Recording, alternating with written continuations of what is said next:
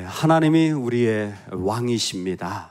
하나님의 다스림, 그 하나님의 다스림은 약속과 언약의 중심 가운데 세워집니다. 그게 사무엘하 7장입니다. 그리고 사무엘상 2장과 사무엘하 22장에서 한나와 다윗의 노래를 통하여 그 영광이 울려 퍼집니다. 그 안에 사무엘상과 오늘 본문이죠. 그리고 사무엘하의 6장에 여호와의 법궤의 이야기가 등장하게 되어집니다. 이 여호와의 법궤가 등장하는 이 순간이 바로 하나님의 통치가 실제로 이 땅에 이루어지는 중요한 몇 가지를 보여줍니다. 여러분, 하나님 우리를 다스릴 때 하나님의 방법은 하나님이 사람을 세우시는 것입니다. 사무엘을 세운다라는 것은 이 땅에 흔들리지 않는 자, 견고한 자를 하나님은 지금도 그 자리에 일으키시는 거예요. 하나님이 세운 자들의 특징이 이거예요. 흔들림이 없어요. 견고합니다. 늘 그 자리에 하나님 앞에 세워진 모습으로 나아가는 게 하나님이 세우신 자의 특징이에요. 이 하나님이 세우신 자들을 세우는 것까지가 3장이라면 4장부터는 오늘 우리에게 하나님이 사람을 세울 뿐만이 아니라 이 땅에 하나님이 대적할 대적이 있음을 드러내 보여주시는 겁니다. 그것은 블레셋이라는 분명한 대적이 있죠. 여러분, 이것을 교회를 통해서 이렇게 흘러가는 것을 보면 하나님이 사람을 세우시자 그러면 내가 세워졌어요. 만약에 내가 하나님 앞에 세워졌다면 그 다음에 나에게 일어나는 일이 뭘까요? 만약 내가 하나님으로 말미암아 세워졌다면, 정말 하나님이 나를 부르시고 세우셨다면 내 안에 일어나는 일이 뭘까요? 영적 싸움이라는 거예요. 하나님이 세우신 자들은 이 땅의 어둠의 권세와 이 땅의 악한 것에 대하여 싸워야 할 싸움이 있다라는 겁니다. 하나님이 세우셨다면, 하나님이 그 사람을 부르셨다면 마땅히 그 사람이 싸워가야 할 믿음의 싸움이 그 앞에 있다라는 겁니다. 블레셋은 단순한 그러한 민족을 말하는 것이 아니에요. 사실 블레셋이 가자 지구, 지금의 팔레스타인이라는 말이 이 블레셋이라는 말에서부터 출발되어진 거예요. 팔레스타인 지역 가자 지구에 이들이 원래 살던 사람이 아니에요. 이 사람들은 그리스 지중해 옆에 있는 그레데 섬, 크레타 섬이죠, 지금의. 그곳 에게해 이쪽에서 옮겨져 온 사람들이에요. 이 사람들이 그곳에서 정착을 하면서 무기를 발전시키고 그러면서 그 중심으로 삼으면서 점점 이스라엘을 향하여 밀고 들어오는 형국이 되어졌습니다. 그들과 전쟁이 일어나요. 이스라엘이 패합니다. 4,000명이 죽게 되어져요. 깜짝 놀란 겁니다. 아니, 어떻게 이렇게 어려운 일이 생기지? 어떻게 이렇게 가슴 아픈 일이 생기지? 여러분, 하나님이 세우셨다면 영적 믿음의 싸움을 하는 것이 맞습니다. 그리고 우리 모두는 그 삶의 현장에 서 있게 되어집니다. 때로는 4,000명이나 되는 사람이 죽게 되어지는 어려운 일을 경험하게 되어지죠. 그럴 때에 그들은 다 같이 모여서 어떻게 이런 일이 됩니까? 장로들이 질문합니다. 여호와께서 어찌하여 우리에게 오늘 블레셋 사람들 앞에 패하게 하셨는고? 그들의 질문은 분명합니다. 여호와께서 어찌하여 오늘 우리를 패하게 하셨는고? 왜 이와 같이 말하냐면 전쟁은 여호와께 속했다는 믿음 때문입니다. 맞는 말이에요. 우리의 인생에 지고 그리고 우리 인생에 이기는 것은 하나님께 속해 있습니다. 할렐루야. 여러분, 하나님이 지게 하실 수도 있습니다. 할렐루야. 여러분, 왜 하나님이 항상 이기게 하시는 거 아니에요? 하나님이 우리로 지게 하고 패배케 하고 실패케 하실 수도 있어요. 그 모든 것이 하나님께 속해져 있습니다. 중요한 것은 무엇이냐면 이 전쟁에 나아갈 때에 그 질문은 맞아요. 어떻게 하나님 앞에 하나님이 우리를 패하게 하셨는가라는 것인데, 질문은 맞는데 해결책이 뭐냐면 실로에 있는 만군의 여호와의 언약궤를 가져오는 것이 해결책이었어요. 질문은 맞아요. 전쟁은 여호와께 속해 있습니다. 여러분, 그런데 이 싸움을 해나갈 때 의외로 사람들이 이와 같은 해결책을 가지고 옵니다. 어떤 건요? 자기 확신이라는 해결책이에요. 여호와의 법궤가 오면 이긴다라는 이 자기 확신이에요. 실제로 그 그룹 사이에 여호와의 법궤가 있습니다. 사절에 보면 이 모습을 가장 그대로 소개해주고 있는데, 이에 백성이 실로에 사람을 보내어 그룹 사이에 계신 만군의 여호와의 궤를 거기서 가져왔고, 그룹 사이라는 것은 하나님의 임재를 말하는 것이고, 만군의 여호와의 법궤라는 것은 만군의 여호와의 가장 기본적인 의미는 전쟁에 능하신 분이라는 거예요. 우리를 위해 싸우시는 분이라는 겁니다. 여러분, 그 하나님에 대한 이해와 모습이 그 안에 그대로 담겨져 있는데, 그 법궤를 가지고 오는 것으로 그들은 이 전쟁을 이길 것이라고 생각한 것입니다.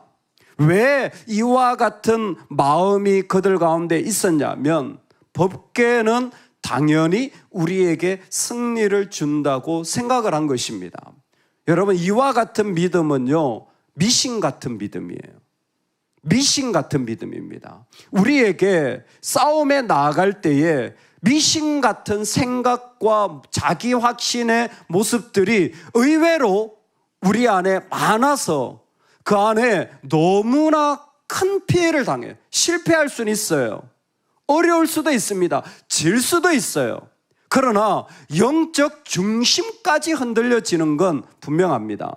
그 안에 잘못된 믿음과 신앙관이 그 안에 그대로 있기 때문에, 자기 스타일의 신앙이 그대로 있으면요, 모든 것이 완전히 다 무너지는 사람이 되어져요. 이스라엘은 법궤를 가지고 오는 것으로 당연히 이길 것이라고, 그 법궤가 그 승리를 줄 것이라고 확신했습니다. 이게 잘못된 것을 어떻게 아느냐? 보면 이 법궤를 누가 가지고 오냐면 엘리의 두 아들 홈니와 비느하스가 이 법궤를 가지고 옵니다. 홈니와 비느하스는 이미 하나님에 의하여 그 부정함과 죄악됨이 드러난 사람들이었습니다. 그런데도 불구하고 자연스럽게 이 일들은, 법궤를 가지고 오는 일들에 이 두 사람이 연결되어져서 이 일에 동참하게 되어지는 거예요. 여러분, 옳은 방식은 무엇이냐면, 전쟁에 임할 때 실패가 임하고 어려움이 임할 때 그의 모습 가운데 세워져야 될 것은 무엇이냐면, 먼저 회개하는 것입니다. 그리고 하나님께 물어야 돼요. 법궤를 가지고 오는 것이 아니라 하나님께 물어야 돼요. 믿음은 항상 대상의 문제예요. 믿음은 법궤가 대상이 되면 안 돼요. 믿음은 사람이 대상이 되면 안 돼요. 믿음은 사람의 말이, 내가 가지고 있는 상처가 대상이 되는 것, 그건 믿음 아니에요. 그건 믿음 아니라니까요. 그건 그냥 내 이야기예요. 믿음은 하나님이 대상이어야 합니다. 정말 하나님이 대상이라면 하나님께 물어봐야 돼요. 이 전쟁에 하나님께 속했다면 맞는 믿음이에요. 그랬다면 정말 하나님께 물어봤어야죠. 하나님 앞에 엎드려 회개하고, 하나님, 왜 실패했습니까? 이걸 정말 하나님이 원하십니까? 하나님의 인도하심은 무엇입니까? 그들은 간절히 모여서 하나님 앞에 기도하며 하나님의 인도하심 앞에 자신의 모든 걸 내려놓았어야 됐습니다. 여러분, 그게 옳은 방식이에요. 그런데 자기 확신이 강한 사람일수록, 교만이 클수록 안 보입니다. 그러나 자동적인 행동이 나와요. 자동적인 행동이 나와요. 나는 이렇게 해버려. 이게 미신적인 믿음의 오늘날 우리에게 있는 큰 아픔이에요.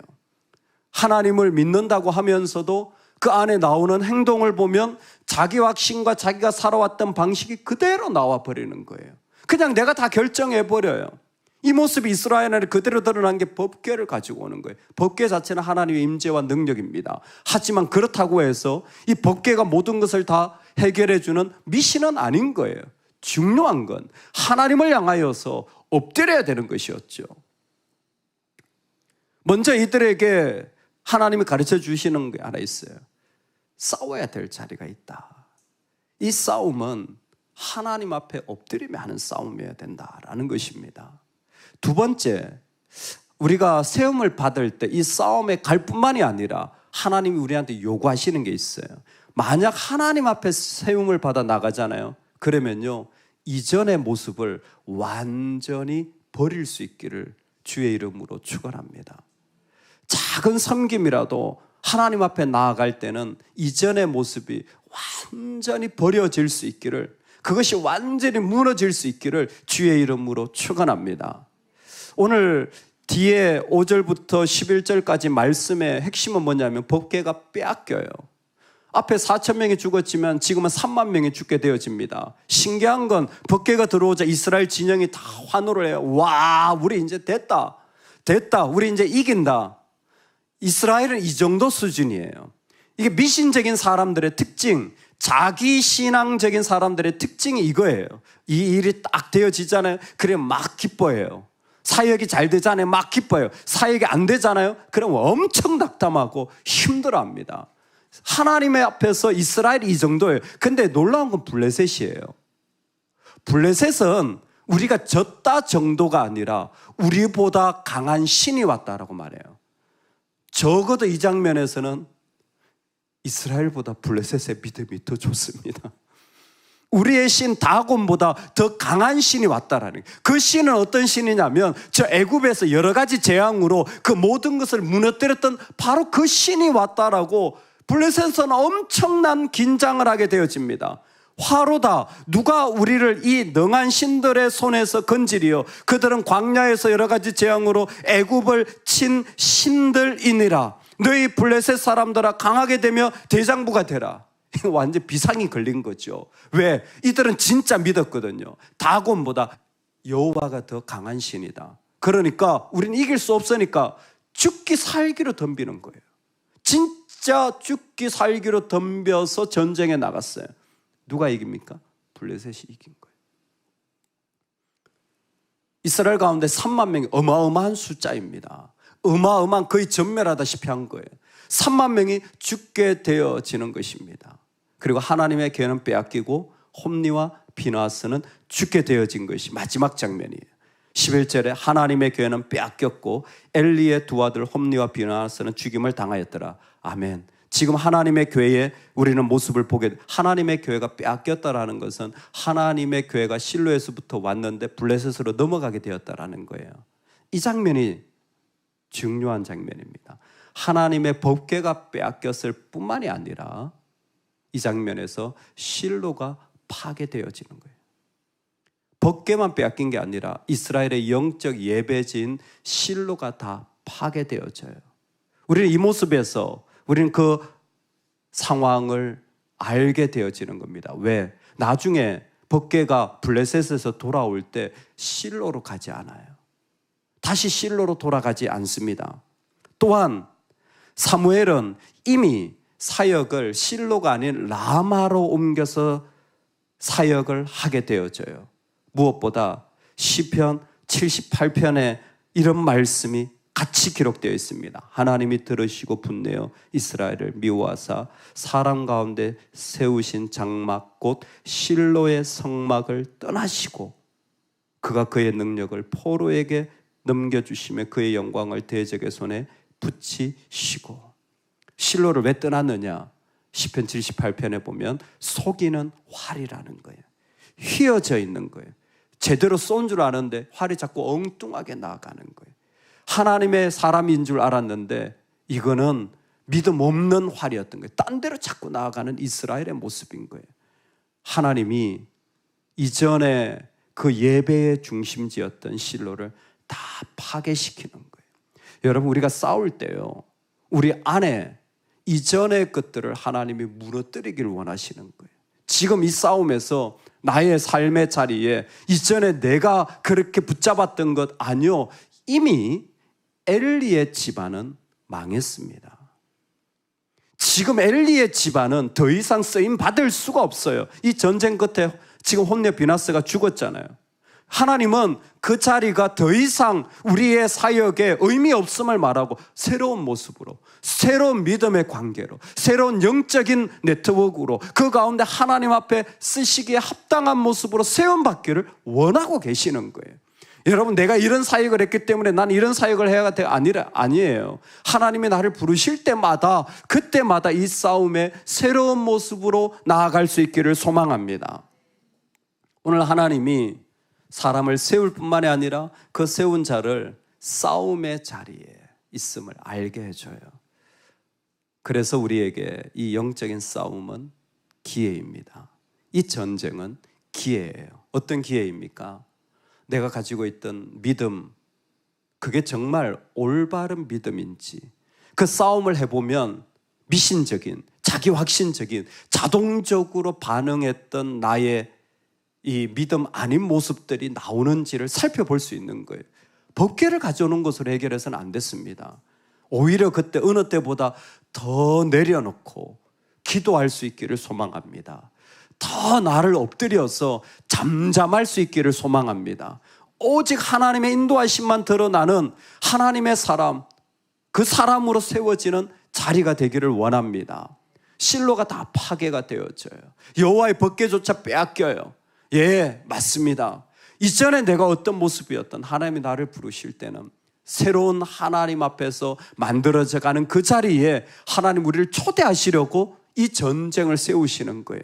이제는 사무엘을 통하여 이 나라가 이루어지는 것처럼 오늘 우리에게 하나님이 만드시는 새로운 믿음의 모습으로 하나님의 부르심, 원하심, 하나님의 기뻐하심 앞에 설 수 있는 은혜가 있기를 주의 이름으로 축원합니다. 아멘, 아멘.